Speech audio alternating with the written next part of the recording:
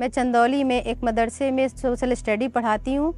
2017 से अब तक 5.5 सालों में मुझे केंद्र से कोई भी वेतन न मिलने की वजह से मैं आरी और दर्जोजी का काम बनाने पे मजबूर हो गई हूँ। 2017 से मेरी तनख्वाह रुकी हुई है, जिसके लिए मैं बुनकर का काम करके अपने परिवार का गुजारा किसी तरह से कर रहा हूँ। मैं सिलाई पार्ट टाइम में करके अपने परिवार को किसी तरह चला रही हूँ। सिलाई मशीन रिपेयरिंग का काम करता हूँ। जानवरों को खिलाना पिलाना नहलाना, टैक्सी का काम, पावर लूम, दर्जोजी। इससे हताश होकर मैंने पिछले 3 महीने पहले अपने पद से त्यागपत्र दे दिया। उत्तर प्रदेश के 7,442 मान्यता प्राप्त मदरसों में मॉडर्न सब्जेक्ट्स पढ़ा रहे 21,546 टीचर्स को पिछले 5 सालों से अधिक समय से केंद्र सरकार से उनका वेतन नहीं मिला है। पिछले 6.5 साल से पोस्ट ग्रेजुएट शिक्षकों को 12,000 और ग्रेजुएट शिक्षकों को 6,000 रुपए का केंद्र सरकार से वेतन ना मिलने की वजह से इन सभी शिक्षकों का वेतन बकाया बढ़कर लगभग 1,762 करोड़ रुपए हो चुका है। केंद्र सरकार ने मदरसों में अच्छी गुणवत्ता की शिक्षा देने वाली योजना 1993 में शुरू की थी, जिसके तहत मदरसों में मॉडर्न टीचर्स की नियुक्ति की गई। उत्तर प्रदेश में इस योजना के मौजूदा स्वरूप में मदरसों के इन मॉडर्न टीचर्स की 60% तनख्वाह केंद्र सरकार से और 40% राज्य सरकार से आती है।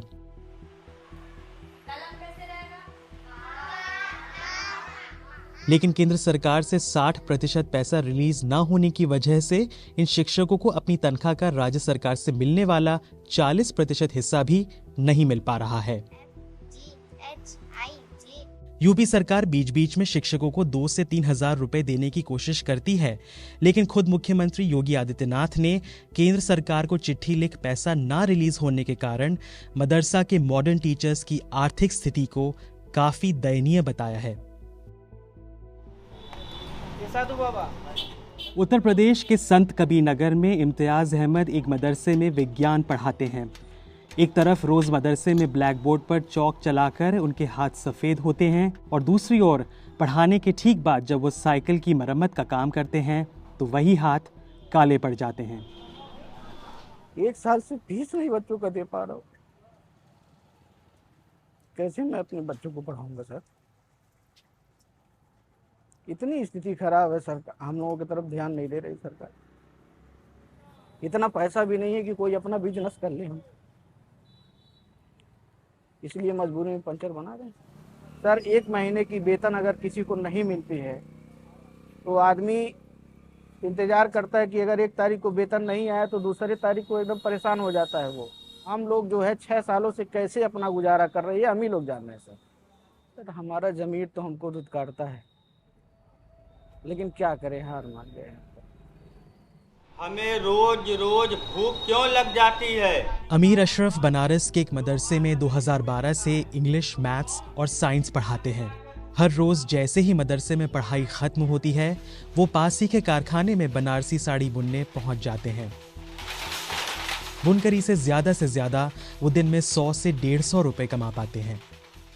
हम लोग सोचे कि भाई बुनकर पेशे से हम लोग हैं, लेकिन पढ़ाई लिखाई करके कोई तरक्की करेंगे, कोई नया जगह बनाएंगे। और वो भी मॉडर्न टीचर के तहत जब ये आया तो हम लोगों को खुशी हुई, स्कीम के तहत हम लोगों ने उसमें भाग भी लिया। लेकिन जब 2017 से हमारी तनख्वाह केंद्रांश वाली पूरी तरह से रोक दी गई तो हम लोग फिर वही वापस अपने बुनकर पेशे में चले आए, और जिससे हम जो हमारी सोच थी, नई सोच थी, उसे हम परिवर्तित करने में असफल हो रहे हैं। आज भी पसमानदा मुसलमान के अंतर्गत तो हम लोग आते हैं, बुनकर समाज आता है, लेकिन आज भी जो है कि बनारसी साड़ी की स्थिति चरमराई हुई है। और उसके बाद कहती कुछ और है, या फिर ये कहिए कि हमारी समस्या शायद प्रधानमंत्री नरेंद्र मोदी तक न पहुंचाई गई हो, बीच ही में रोक दी गई हो। वरना अगर जो हिसाब से वो कहते हैं अगर उन तक बात पहुंचाई गई होती तो मुझे यकीन है कि वो हमारे काम में सफल हमें बनाते।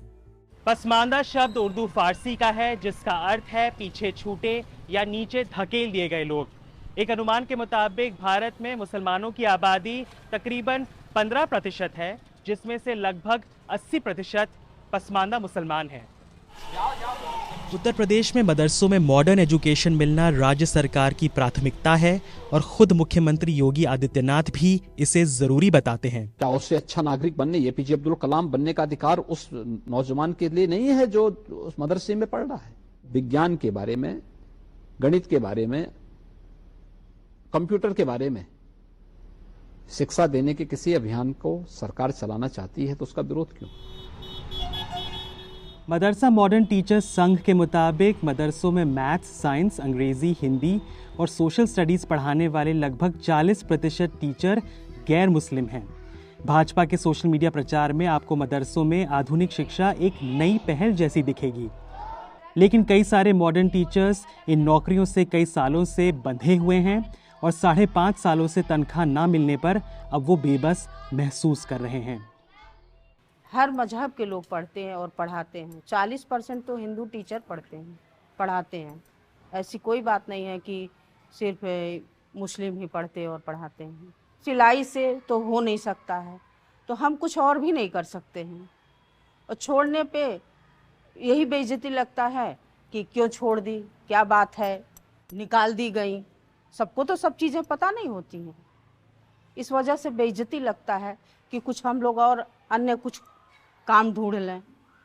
और इस उम्र में काम भी क्या मिलेगा, कोई नौकरी तो मिलनी नहीं है।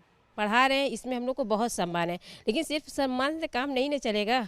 घर चलाने के लिए पैसे की ज़रूरत होती है और हर एक टीचर जो काम कर रहा है, पढ़ा रहा है, वो कोई ना कोई उम्मीद रख रहा है कि मुझे सैलरी चाहिए। कोशिश करते हैं, पार्ट टाइम जॉब करते हैं, वो बच्चों को ट्यूशन कराते हैं, उसके बाद कपड़े का सिलाई का काम करते हैं। अगर ये सब ना करें तो ना हम घर को देख पा रहे हैं, ना स्कूल को ठीक से। घर छोड़ के जा रहे हैं तो हमें सैलरी ठीक से नहीं मिल रही है, रुक रहे हैं तो फिर दिन रात परेशान हैं हम लोग। इसलिए मेरा निवेदन है गवर्नमेंट से कि कृपया प्लीज़ हम लोग की सैलरी दे। हम लोग बहुत खस्ता हालत में चल रहे हैं। असली चीज़ क्या है? नीयत। मदरसा बोर्ड के मुताबिक मान्यता प्राप्त मदरसों में पढ़ने वाले लगभग 90% बच्चे पसमानदा मुसलमान हैं। जून में भोपाल में पार्टी के एक सम्मेलन में खुद प्रधानमंत्री नरेंद्र मोदी ने पसमानदा मुसलमानों के पिछड़ेपन के बारे में भाजपा कार्यकर्ताओं को बताया था। अगर आप हमारे मुसलमान भाई बहनों की तरफ देखोगे और मैं देखता हूं कि जो हमारे पसमानदा मुसलमान भाई बहन है, ये वोट बैंक की राजनीति करने वालों ने हमारे जो पसमानदा मुसलमान भाई बहन हैं उनका तो जीना भी मुश्किल करके रखा हुआ है। वो तो तबाह हो गए, उनको कोई फायदा नहीं मिला है।